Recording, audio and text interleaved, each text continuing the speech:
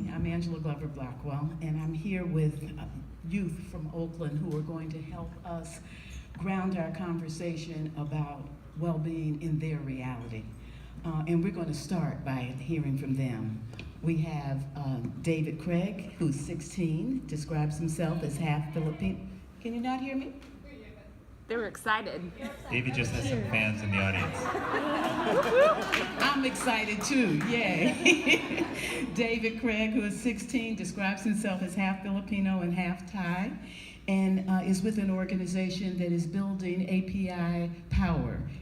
AYPAL, or do you say APAL, or APAL? Yes, APAL. And Amin Robinson, who is 18, just graduated, and was very active in the African American Male Achievement Program and is also an artist. And Montserrat Rodriguez Ortiz, who is with Homies Empowerment and really an advocate in bringing forward the voice of East Oakland community. And then, yes, welcome. Vivek and I are going to have a conversation with them, but first we want to hear from our guests. We got a chance over lunch to tell you what we've been talking about, and you knew a lot about what we were talking about. It's focused on well-being, and a lot of the conversation about well-being got to the pain of the nation and the healing that the nation has to engage in, but also how it needs to really understand what was here before it began and to respect that and go through the things that stand in the way of well-being. A lot of that has to do with race and difference and all of those issues. That's what we've been talking about. And I just love to hear from you in terms of how you react to the notion of having a conversation about well-being, what it means to you, what it means in Oakland. You can hold on to that. I'm going to pass mine. Yeah, it's okay. So, hi everyone, my name is Montserrat, and I think that well-being it's a lot of things, you know, being well spiritually, mentally, physically, being happy and at peace. And I think for me, as a person from East Oakland, is well-being is being happy and being happy and being in a place that I love and knowing that I'll be okay and that I will be safe and I have a place to sleep every night without fearing that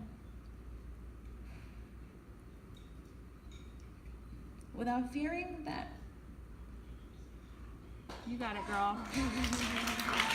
without fearing that my family and I and other community members won't have a place to sleep, because Oakland is a very inclusive and very diverse city, and that's why we're so special. But as a youth, we want to make sure that we are included in this progress, and that as we're welcoming people in, that we're not being pushed out because of gentrification. So for me, wellness is knowing that I'm gonna be okay, I'm gonna have a place to sleep, I don't have to worry about money, I don't have to worry about not having a home, and being able to focus on things that I really want to accomplish and focus on my dreams.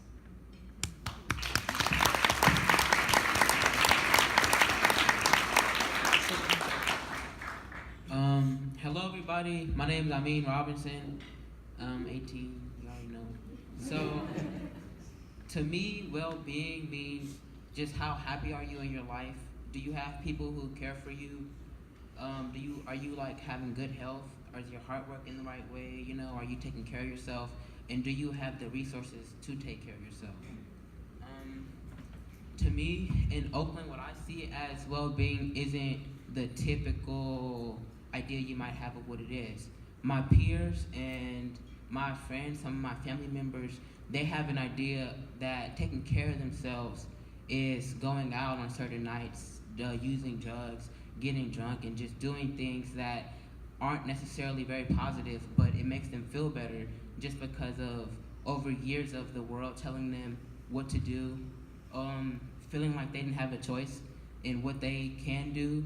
They choose negative outlets to make themselves feel better, and in that process, they do feel better, but they lose things also. Me and my peers don't always have the luxury, and we don't necessarily even know how to sit back and reflect on our day and reflect on how we spent our time, because sometimes our lives is very hectic with family issues, with school, and just being overwhelmed with so many things, knowing that there's police brutality out there waiting for me if I do anything wrong is a fear and like a motivation.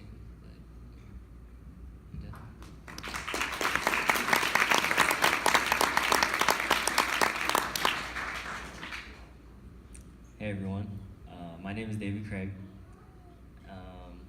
Wellness to me, they've already said it, but just overall happy and aware of your emotions, because you being aware of your emotions can further you into reflecting on how you can improve or how you can just overall do better mentally and both physically.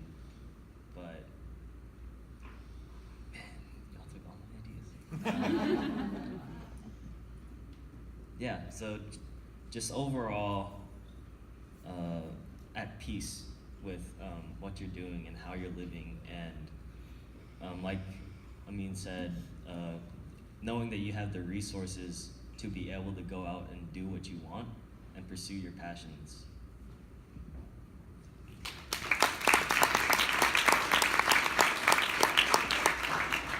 I have a question, and I want to turn to you, Vivek, to ask a question. When we were sitting at the luncheon table, each of you brought up the issue of gentrification. I was surprised and I wasn't surprised. I wasn't surprised because I live in Oakland, and I know it's on everybody's mind in Oakland. Oakland is really at the front end of the gentrification challenge that many cities are experiencing across the nation. So I wasn't surprised with that, but I was surprised that you each brought it up, and it was so pressing. I'd love to hear more about why that jumped to your mind when you thought about what threatens your well-being. I think at this moment in my life, gentrification is the thing that is triggering my well-being, because I feel that in order for me to be well, my well-being should be up here, but it's down here. And I just feel like I can't be well if I know that like I'm not gonna have a place to sleep, because it's like the cost of living is going up. Even though like my father works multiple jobs, he still can't afford it. And it's just like, well, what can I do, you know? And it's just like feeling and believing that I have no control or no power is what's affecting my wellness, because my anxiety and my stress and all of my energy is going into this issue that I should not be worrying about, and I am.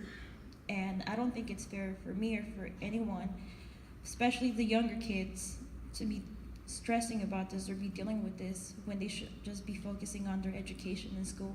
How am I supposed to be productive and be successful in school if I'm thinking about, am I gonna have a place to live?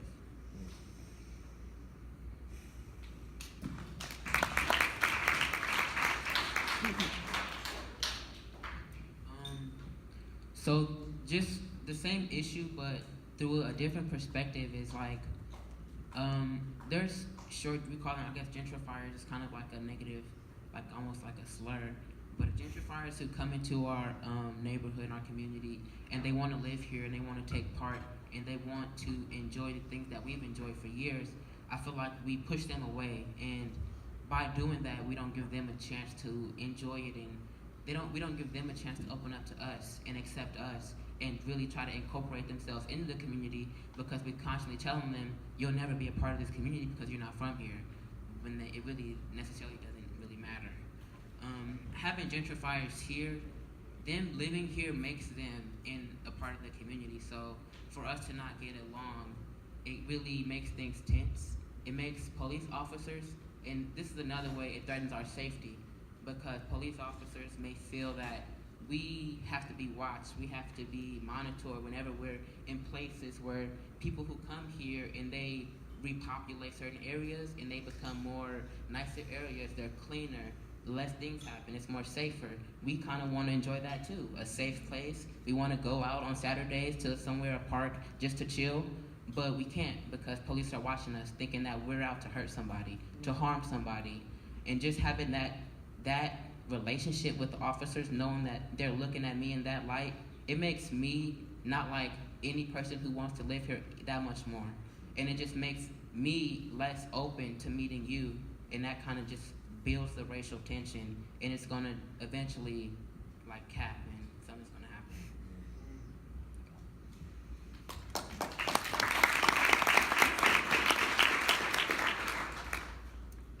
So, I think that this problem or this issue of gentrification isn't only a problem for the youth, but is also just a big problem in general, because it's breaking up families and having more families move out to Antioch and move away from the community that they probably grew up in. And it tends to give these homeowners and these locals here a negative perspective on the people who are trying to come into the neighborhood and be part of the community. And as long as they aren't getting along and butting heads, then there won't be any progress, because no one's making a compromise and no one's allowing the other one to be a part of the community or come into the community. And it's just a big problem because it's breaking up families.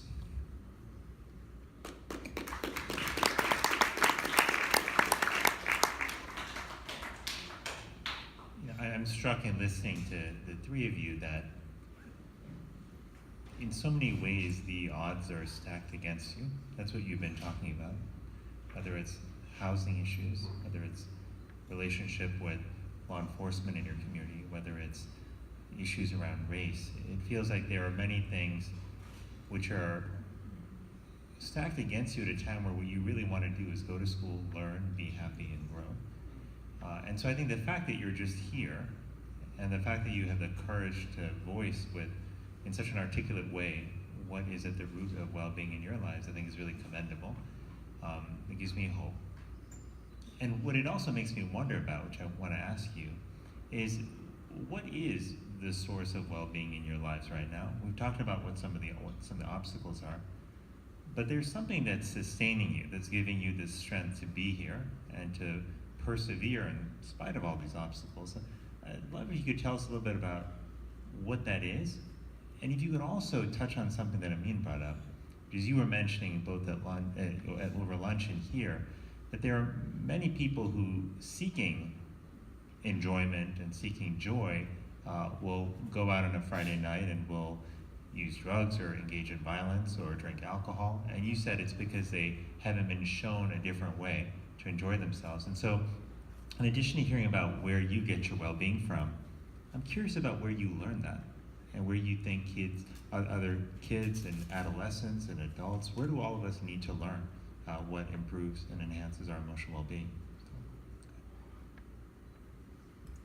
So personally, my source of well-being is both in my organization and the people who are there, because it's just such a nice thing to come back to and have a great support system full of people who believe in the same thing and want to fight for the same reason.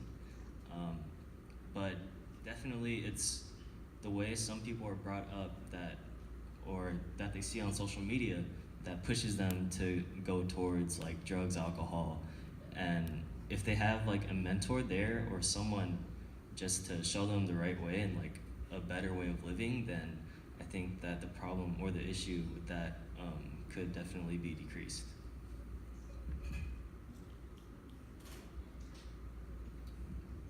So for me, I'm motivated by various things, but a big piece of that motivation does come from a fear of not being enough, a fear of having things taken away from me that I don't have control over, a fear of not providing for my family, a fear of not succeeding in in college, a fear of just so many fears for me to fear that can all stop me. But the thing that does push me forward is knowing that I have people who need me, and knowing that I have people who see something in me and believe in me, and is pushing me forward and giving me opportunities like the ones today to speak and just, share my light with you guys. That motivates me to do the best that I can. Like David said, there's a lot of things on social media that tells me to do things that aren't necessarily true to my character. And they tell my little brothers to do the same thing, and my older brother, and my stepdad, and every other person, black male, that I know. So there's just, it's so hard to put into words, so I'm done.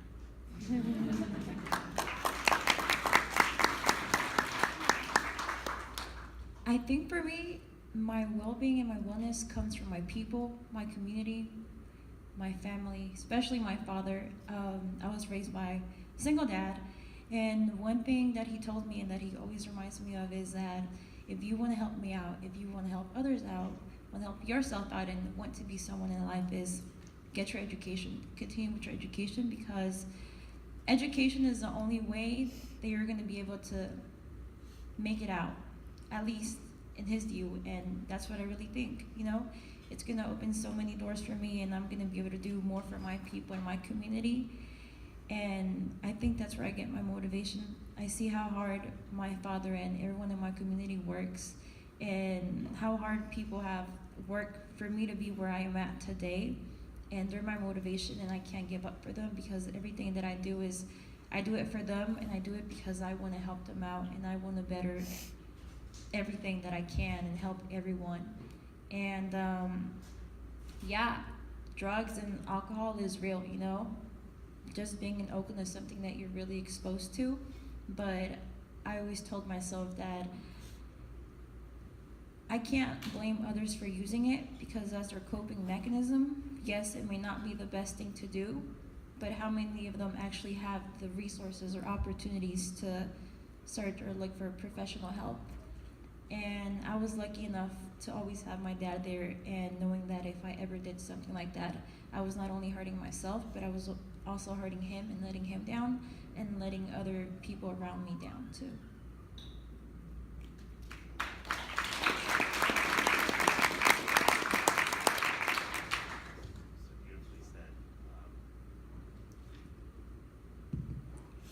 What really struck me about what each of you said was a theme around people being a source of your well-being, and people who love you, people who listen to you, people who believe in you, and people with whom you share a mission and a cause. And that's really striking to me. What is so striking to me about that is the fact that I think when we think about the big challenges that we're facing, it can feel pretty overwhelming, right?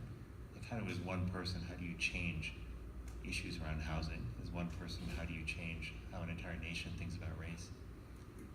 But I think what you've all pointed out so beautifully to us is that it is in our relationships with each other that we start to heal, that we start to affirm each other, that we build the foundation on which movements are started, on which big change happens. And we all have the power to do that, to be that for each other. And I just really love how each of you brought that out so beautifully in your story. Curious also, as you're at this event here with people who are in your generation, people who are a generation above you, some who are 2 generations above you. And I'm curious what you would say to the generations that have come before you. Like, what do you need from those generations? What could they do now that would help advance your well-being both now and in the future?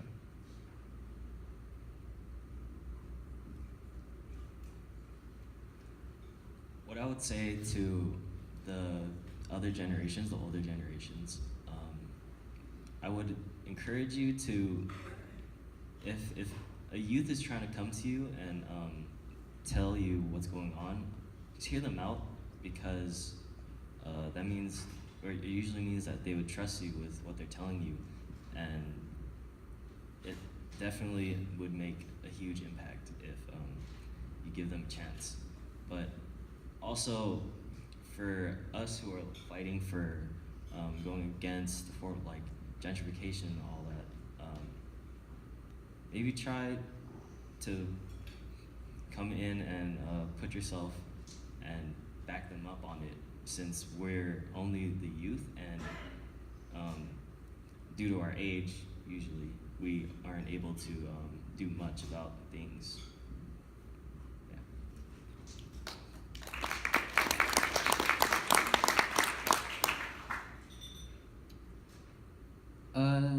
I feel like you guys, the generation above me, should start trying to, or just start imagining seeing themselves step back and allowing us to step forward. I feel like you guys are so passionate about certain things that you don't want to let it go, but you guys have to let it go, let it change, and let us change it, because we're the ones who are going to have to sit with the changes that we make. What David said is also very true. We will need your support and your connections and your opportunities to put us in those positions of power to really change things. But at the end of the day, we're the ones who are going to change it. So you guys have to give us that freedom to change things.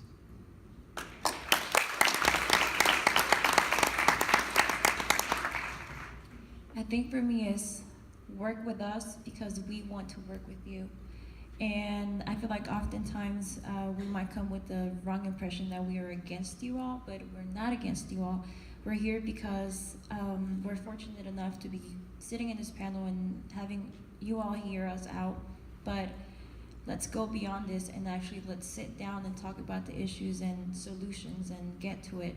I want to be able to work with you all because I know many of you have the experience that I don't have, but I also may have some knowledge that could help you all out. And I think that's it, just being open and working with each other and working together, not like, how do I say this, like being against each other, like splitting each other apart, just working together really and listening and like stop fighting and just really come together.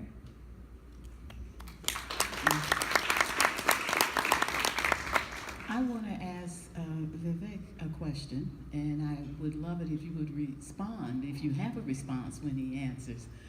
It's about social media. Yesterday, when he and I were meeting thinking about this conversation, we thought that social media might come up, and it has. And we feel that, or at least let me think of an I statement, I feel that young people are sort of caught in an emotional vice because you're coming into a time in which your emotions are flooding you, but you also are in a society in which you are flooded with emotional stimulants, almost like a tsunami. And trying to work through that and be present on social media, responding and presenting, just strikes me as such a huge thing to have to deal with. And so I was asking Vivek about it. He has written a lot about loneliness and thought about loneliness in ways that few of us have. And I just was curious how he thought about the role of social media at a time when young people are dealing with so much. Sure. Well, I'm so glad that you all started to raise social media. First of all, I don't think social media is going away. It's not. It's here to stay. It's going to continue to evolve. And that's not all bad. I think that there are benefits that we can get from social media. When I was at the, many benefits in terms of news, in terms of inspiration in the form of stories from others, in terms of things we can learn, ways we can connect to people on social media that can lead to offline connections as well. There's a lot of good there. But at the end of the day, social media is a tool, and the question is, how are we using it? And are we using it in ways that help us or hurt us? And what I worry about is a couple things. One is when you look at the data around social media, the people who tend to spend more time using social media and who also tend to use it passively, meaning that they are streaming through their Facebook feeds or Twitter feeds or through Instagram photos and just looking at other people's lives, hoping to feel connected to them, they actually often end up experiencing more anxiety and more depression, both immediately and later in life. But the other thing that I worry about with social media is that it is such a powerful and pervasive influence that is constantly telling people what to think, what they should look like, how they should behave, and who they should be. The truth is, you don't need social media to tell you who you are. That's a journey that each of us has to go on ourselves and figure out what's right for us. And so I think a challenge that I worry that youth have now, that my generation didn't have, the generation before me didn't have, is that we weren't bombarded by so many voices and influences in that way.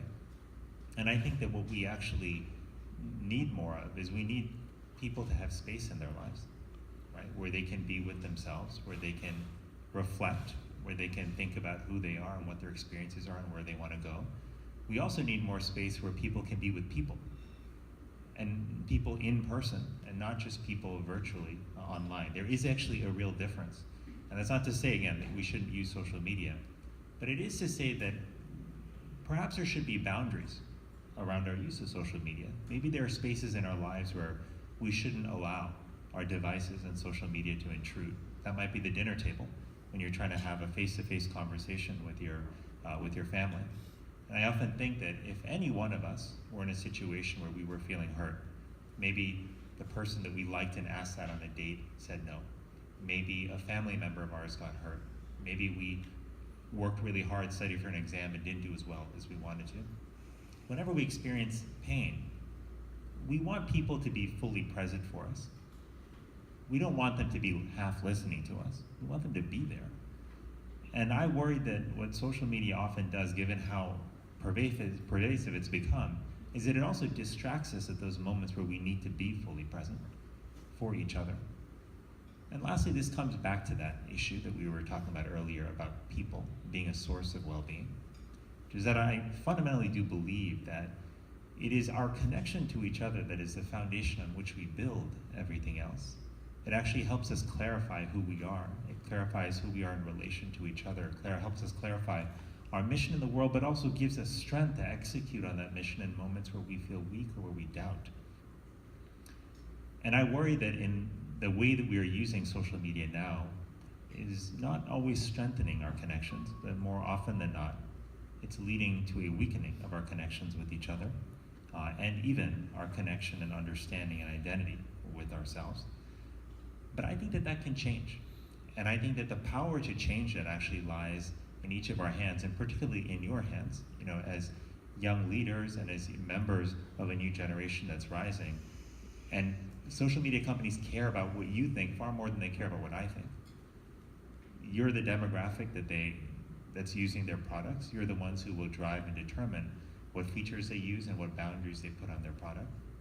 So I'm hopeful that the more we talk about and understand the impact of social media, that we can shape it into what we need, as opposed to what corporations need.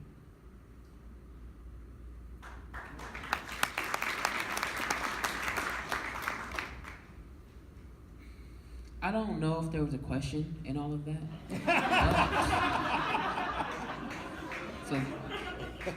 So he made a valid point. Social media does distract us, but it's not the only distraction, because there's also TV and a million other things that take away your time. We do need to get off social media, but social media is super embedded in our lives, and I don't see anyone getting off of it anytime soon. So instead of us just trying to fight it, I think maybe we should incorporate it more. If teachers use computers more in lessons, let you get on a computer, Skype somebody in a different country learning about maybe the same subject you're learning on, and just trying to, I feel like that's a better use of changing the perspective on social media, instead of like sitting at the dinner table and talking. You're supposed to talk, but if you can incorporate that, you don't have to like view the social media as an enemy. It can just be incorporated into your daily life, and it can be a tool again, instead of it controlling things that it shouldn't.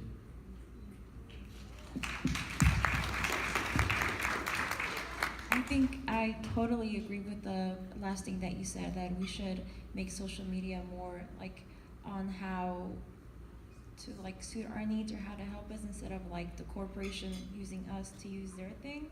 I think, yeah, definitely, you know. I like that idea. Like, yeah, it's just awesome.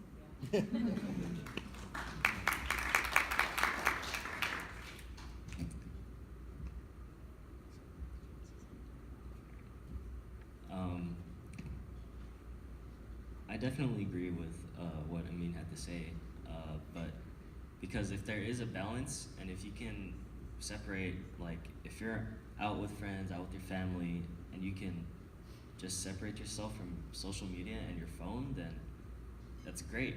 But social media, we've grown up with social media, this generation, and it's kind of been part of our lives for a while now. And while it does seem like it takes away connections in the real world, we could be connecting to someone that's all the way across the world, and we could be making friends anywhere. So it's definitely improving our ability to socialize with strangers that we haven't met before, maybe. And I also like to piggyback off what David said, and just having social media and having the internet in general does give you a certain freedom for you to figure out what things do you like, what do you secretly like. Those type of things are the things that kind of define your interest. What do you care about? And then on top of you figuring out what you like, you can find people who like the exact same things. So in that sense, it does kind of strengthen your substance with yourself and how well you know yourself and your connections with other people, but that doesn't always happen in reality. Tyler, we do have time to open it up to the audience for questions. Then I have another thing I want to lift up, so you'll be thinking about your questions. One is I want to do something that we do at Policy Link, which is where I work, that we create an atmosphere in which we do our best work by no one being able to say, this is how it's going to be. So I've been the leader of the organization for 20 years, and when we talk and I say, and this is what I think, people know that they can say, and this is what I think, and I disagree with what you think, and through that back and forth, we usually end up in a better place. And we call that pushback, and I just want to push back ever so gently on the things that you just said about social media, and then you feel free to push back on me. What I want to push back on is when we ask you, what's the source of your well-being? You each, without prompt from us, went to people, whether it was coworkers or family or friends. You didn't go to connecting with the world. You didn't go to the stimulants you get back and forth through social media. And I just wanted to sit with that for a minute so that I could, when I walk away thinking about what you said, about what the source of your well-being is, understand whether you have enough space in your lives for the thing that you say is most important. That's one question. And the other question is whether there are things going on that are tough to talk about. We talked a little bit about immigration. We talked a little bit about relationships with police. I want to give you a moment to be able to bring any of that into the conversation before we open it up. So those were just two things. You don't have to speak to either of them or either one that might be of interest.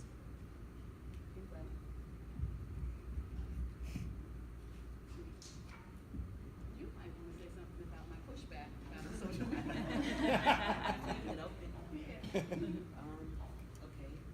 Well, I feel that, sure, my well-being is determined by my relationships with my family and the people I care about, but my personal self-satisfaction and sometimes validation and finding meaning in things does sometimes come from interacting with social media and interacting with the world and seeing how they take what I do and give it back to me. And that's kind of how you can gauge the worth of some of the things that you're doing. And that's kind of how I use it sometimes. I'm an artist, so sometimes I like to post my art, see what people think, see if they like it, how well is it? Is it getting a lot of likes? Is this one doing bad? And it kind of validates my artistic skills and abilities for me. So in that sense, yeah. I couldn't have said it better.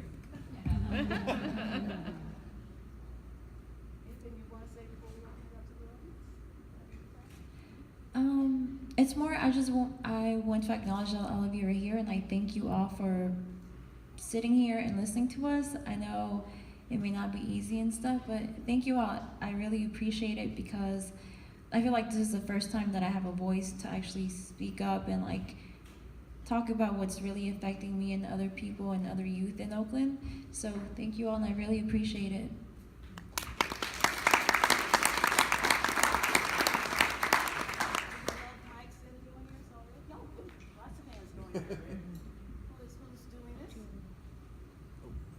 Monty's on his way.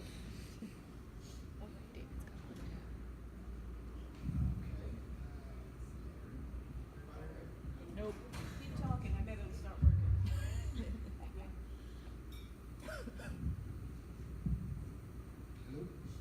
I'm just gonna talk real loud. Okay.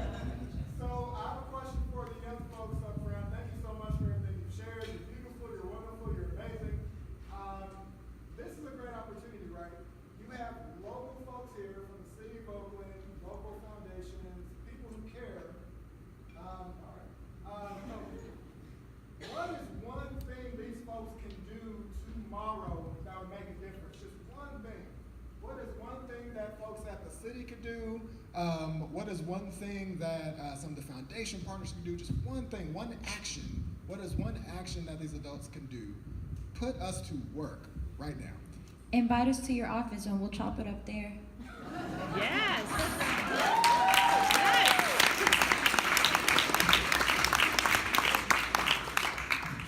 Damn girl. Hello.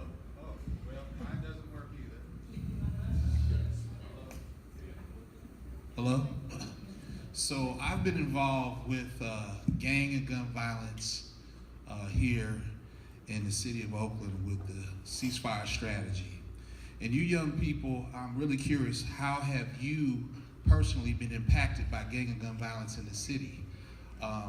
That's one question. I just want to say the reason is that I'm always amazed, and I repeat something that one of my mentors, Dr. Joseph Marshall at the Omega Boys Club, about alive and free.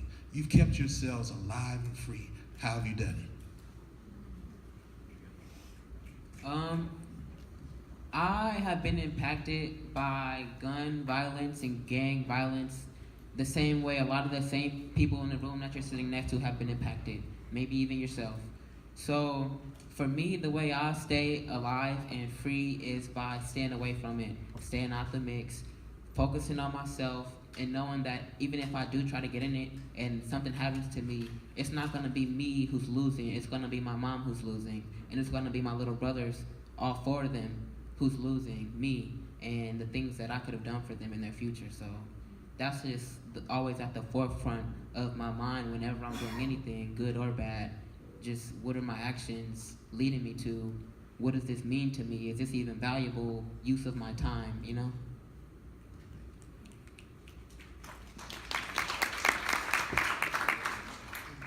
So my question to you three, also being like a fellow teenager, somebody that wants to make change and make the world a better place, I know that a lot of my opportunities have come through school, but I know a lot of teens, especially in the Bay Area, they feel like their high school and middle schools are really oppressive, or they don't have the help they do, or their counselors aren't helpful. And I don't know, personally, I went to a really good school, but my college counselor was kind of just like, figure it out yourself.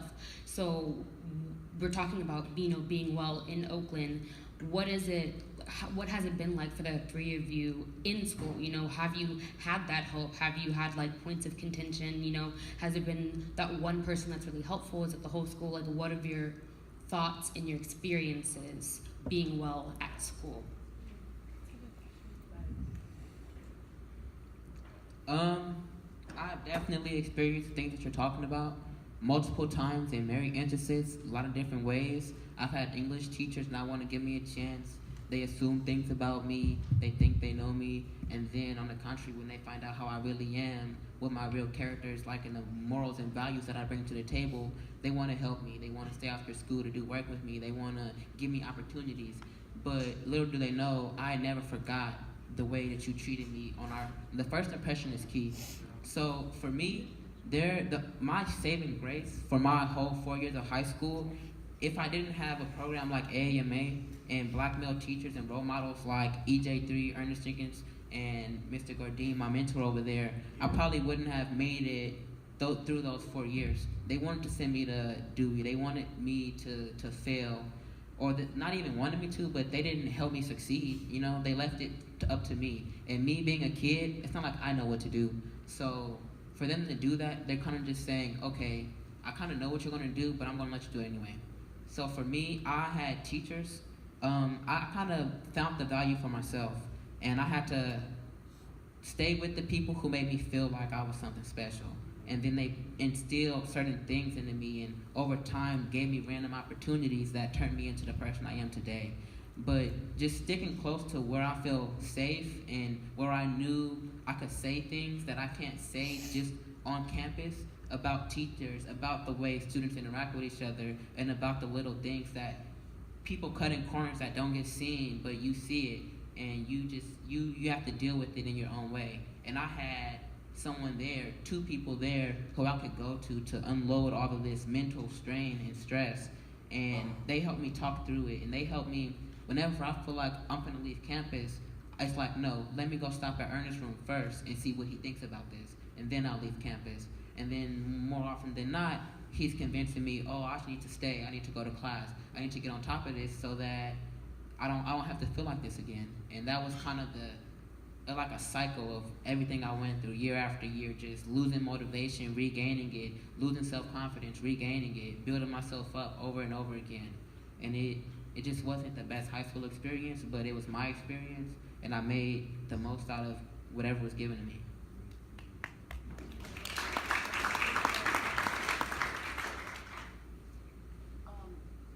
Yes or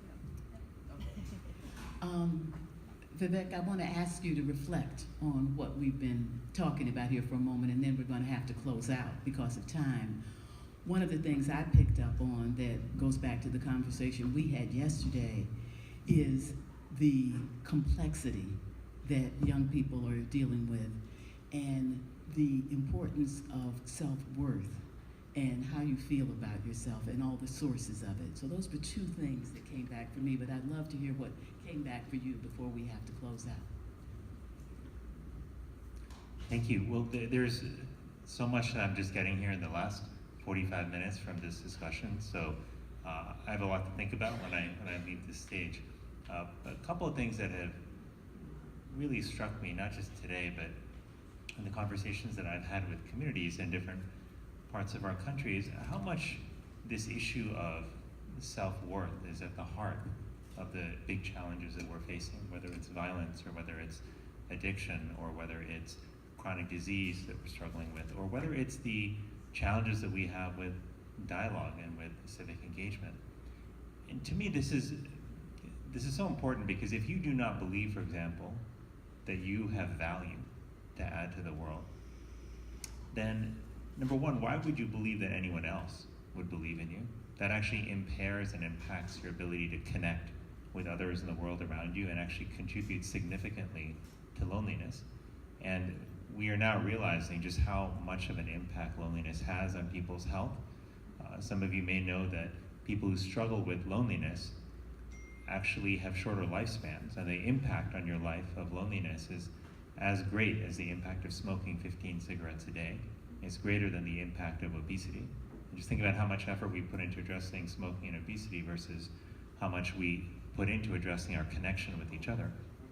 So we know that loneliness is quite profound, but loneliness and our ability to address it by building connection with others requires us to first build that connection with ourselves, to understand that we have value, that we have worth, and that our sense of value and worth start really early in life. You know, I think when I look at my own life, that it's not like, you know, after the age of 18 you just move on and you start the rest of your life. You know, as Angela was saying earlier, this is baggage, whether it be good or bad, that we bring with us for the rest of our lives. And I remember the teachers in middle school and in high school who at moments where I completely doubted myself stood up and told me, no, that's not really who you are. You can do more, you can do better, and you have to believe in yourself. They were true friends to me, and as a friend once told me a long time ago, the definition of a friend is somebody who reminds you of who you are when you forget. That's what a friend really is, and I was blessed to have those friends. But I also remember those moments as a child where, I encountered people who, because of the color of my skin, thought that I was not worthy, and who made it very clear to me that that was the case. And it has taken, and I'm telling you this story because I still remember it, even though it was more than 3 decades ago in my life.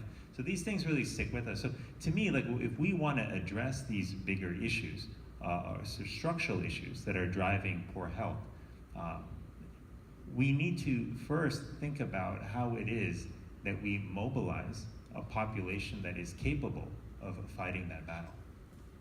And the thing is, we can't fight a battle effectively if we are being driven primarily by fear and if we don't believe in ourselves. We may feel fearful at moments, and fear can motivate us in the short term, no doubt. If you let a tiger in here, I guarantee you I'm going to run, and I'm going to be running based on fear. It's going to motivate me. But in the long term, fear exhausts us, it depletes us. And this is not just philosophical, it's actually biological. That chronic stress wears on our tissues and our blood vessels and contributes to higher rates of disease and shorter lives across the board. And so to me, the fundamental question here is, if we want to build the world that we want to see, we need to be able to power that world with love and with people who understand their worth and their value. And I think one of the greatest gifts that you can give other people is an affirmation of their value. Because the truth is, all of us are going to forget who we are in moments. We're going to forget that we're valuable. It does not matter how much we have accomplished in life. It doesn't matter how long our resume is. We are going to forget. We're going to have moments of doubt. But that's where we can be there for each other. And I have no doubt, even though I just met the 3 of you about an hour or 2 ago, I have no doubt that there are people for whom you serve that function in their lives, where because of you, they're reminded of their worth and their value at moments of great doubt in their life. Just as that there are people who do that for you. To me, that this is actually profoundly empowering in a world that can feel very disempowering, because if the greatest challenge that we are facing in many ways is our disconnection from each other, then the solution to that actually lies within each of us. It is our ability to reach out, to connect with each other, to make others feel heard, to truly listen, to help others feel valued, that will help us build a foundation on which we build everything else. And so that's why, to me, this question of how we instill self-worth, not just in our young people, but in all of us, is so absolutely essential. We don't talk about this very often because it feels like if you talk about the fact that you are having doubt or that you're struggling with self-worth, somehow it makes you sound like you're weak in a world that says that projected strength is actual strength. But that's sophisticated BS, if you will. That's not reality. But the reality that all of us live, often in the shadows, and sort of behind closed doors, is a reality that says that we've got those moments of doubt. And if we are able to acknowledge that with each other, if we're able to see each other's light, even though there's some darkness there, we can believe in each other's light, then I think we can accomplish something absolutely extraordinary. Then we can build the sort of world that is, in fact, driven by love and not driven by fear, which is ultimately, I think, what we have to do.